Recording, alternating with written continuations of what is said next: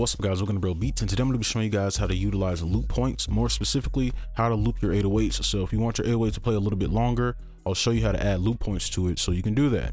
So we just have this little 808 here. Okay, what you're going to do is open this up in Edison, so you can drag it in, or you can right click and go edit in audio editor, and it'll put it in there for you. So the next thing you're going to do is, and this is pretty simple, right? We'll just hide this.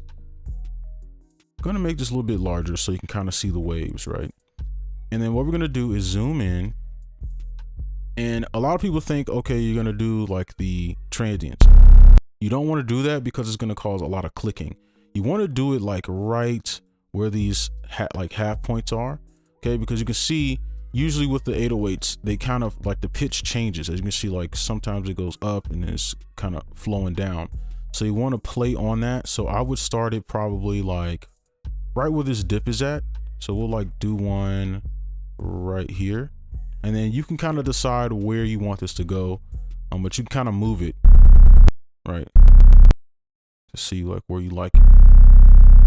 So like if you think that's a good loop, that's probably where you should stop. But you can see we don't have any clicking though. It's kind of a consistent sound. So what you would do now is, and again, this works for any sound that you want to do this to. You're gonna want to go to regions and go to set loop or Alt L, and it'll put it in. Now this is very important because some people forget this.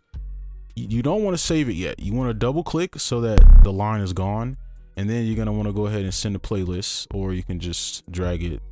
We'll just drag it just so you can see exactly what's happening, and we'll just drag it in. Okay, and you'll see we have the loop points.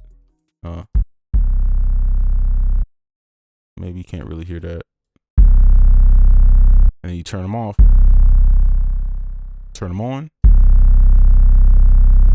and you have an infinite 808 now. So that's pretty much how I do that. I know a shorter video for today, but it is what it is. That's going to be it for this video. Hopefully you enjoyed. Make sure you like, comment, and subscribe if you're new, and I'll see you in the next one. Peace.